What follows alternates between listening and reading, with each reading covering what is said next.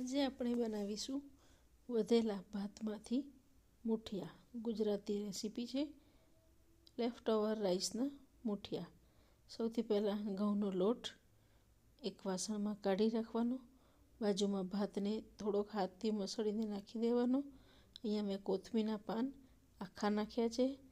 અને ભાતની અંદર જો મીઠું હોય તો તમારે મસાલામાં મીઠું ઓછું નાખવાનું. હવે મસાલો કરીશું. એમાં મરચું, હળદર અને ધાણા જીરું નાખવાનું. જે કોરા મસાલા છે એ બધા નાખી દેવાના. આજે મેં લીલા મસાલામાં કોથમીર, મરચાં, આદું અને લીલું લસણ એ બધું પેસ્ટ કરીને રાખ્યું છે. એટલે ડાયરેક્ટ જ એની પેસ્ટ નાખી દઈએ જેથી મૂઠિયા કાપવામાં વાંધો ના આવે. જરૂર પૂરતું મીઠું નાખ્યું. જ્યારે મસાલો વાટ્યો તેમાં સાકર અને લીંબુ નાખી દીધું છે. અને હવે એમાં તેલ નાખી અને એની કણેક બાંધી દીધી છે. આ કણેકને બરાબર તેલથી ટૂંપવાની. જો થોડીક વાર રાખવાની હોય તો કણેક થોડીક કાઠી બાંધવાની. પણ જો તરત જ બનાવવા હોય તો પરાઠા જેવી કરતાં થોડીક કાઠણ કણેક બાંધી તેના મૂઠિયા બનાવી દેવાના. હવે હાથેથી મસળીને ક્રેક ના પડે તેવી રીતે ઊભા લાંબા મૂઠિયા વણી અને તૈયાર કરવાના. આ મૂઠિયાને કુકરમાં નીચે કાંઠલો મૂકી ઉપર કાળાવાળું વાસણ મૂકી અને એક સરખા ગોઠવવાના. તો સૌથી પહેલાં ગેસ ચાલુ કર્યા પહેલાં બધા જ મૂઠિયા આવી રીતે બનાવીને તૈયાર કરી દેવાના.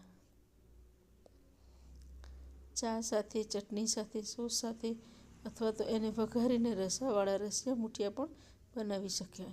અહીંયા મૂઠિયા બની ગયા છે એટલે મેં કુકર તૈયાર કરી એના અંદર મૂઠિયા મૂકવાનું શરૂ કરી દીધું. થોડુંક પાણી રેડી ઉપર કાણાવાળી ડીશ ઢાંકી અને બધા જ મૂઠિયા ગોઠવી દઈશું. એક નીચે આડા અને પછી એના ઊભા એવી રીતે વચ્ચે થોડીક થોડીક જગ્યા રાખવાની જેથી પાણીની વરાળ ઉપર સુધી આવે અને સૌથી ઉપરની થરમાં મૂકેલા મૂઠિયા પણ ચડી જાય. આ રીતે કુકરમાં બધા જ મૂઠિયા ગોઠવી દેવાના.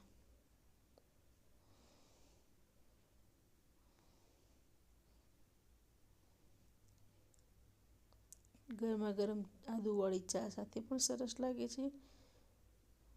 ક્યારેક તમે મસાલા દહીં સાથે પણ એને ખાઈ શકો છો. અને સૌથી બેસ્ટ આ રસિયા મૂઠિયા બનાવી છે એવી રીતે ટામેટાનો રસ બનાવી એનું સૂપ જેવું બનાવી એ વઘારી અને એમાં નાખીને ખાઈ શકાય છે. ઇન્સ્ટન્ટ વાનગી ફટાફટ થઈ જાય એવી છે. આ મૂઠિયાને તમારે ગોઠવ્યા પછી 5 સીટી વગાડી અને ચડવી દેવાના. હવે આ મૂઠિયા કુકર ઠંડુ કર્યા પછી આ રીતે ચીપિયાથી પકડી અને બહાર કાઢી લેવાના અને એના નાના નાના પીસ કરી દેવાના.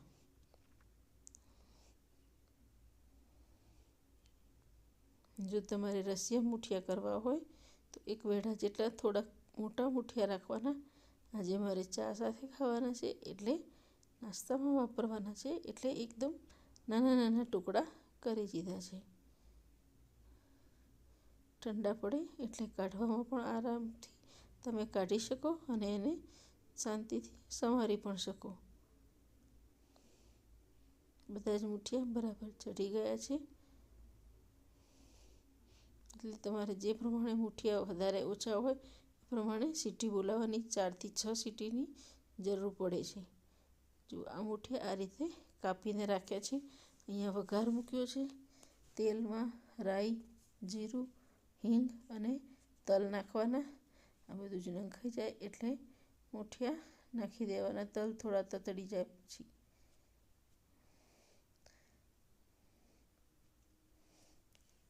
બધા જ મૂઠિયાને આમાં નાખી અને સરસ રીતે હલાવી દેવાના. મારે પાછળનો થોડોક વિડીયો રહી ગયો હતો જેમાં મેં થોડુંક લીંબુ નીચોઈ અને પૂરું ખાંડ નાખીને વઘારીને તૈયાર કર્યા હતા. બસ આ રીતે મૂઠિયાને બરાબર હલાવી અને તૈયાર કરી દેવાના. એટલે જો આ રીતે તમે બીજી અલગ અલગ વસ્તુના કે મેથીના, પાલકના, દૂધીના બધા જ મૂઠિયા બનાવી શકો છો. રેડી છે મૂઠિયા અને ગરમા ગરમ ચા. તો ચાલો જમી લઈએ. ખૂબ જ ફટાફટ થઈ જતી ગુજરાતી ડિનરની રેસીપીમાં પણ ખૂબ જ સરસ લાગે છે. જો તમને આ રેસીપી ગમી હોય તો એને લાઈક કરજો, શેર કરજો અને મારી ચેનલને સબસ્ક્રાઈબ ન કરી હોય તો કરી લેજો. તો જેથી 2-3 દિવસે નવી નવી વાનગીઓ, હમણાં તો શિયાળો છે એટલે મુકાશે તો તમને ફટાફટ નોટિફિકેશન બની રહે. હવે નેક્સ્ટમાં તમારે શું શીખવાની ઈચ્છા છે એવી પણ કોઈ રેસીપી હોય તો તમે જરૂરથી કોમેન્ટમાં લખશો. તો ફરી મળીશું એક નવી શિયાળાની નવી રેસીપી સાથે. બાય.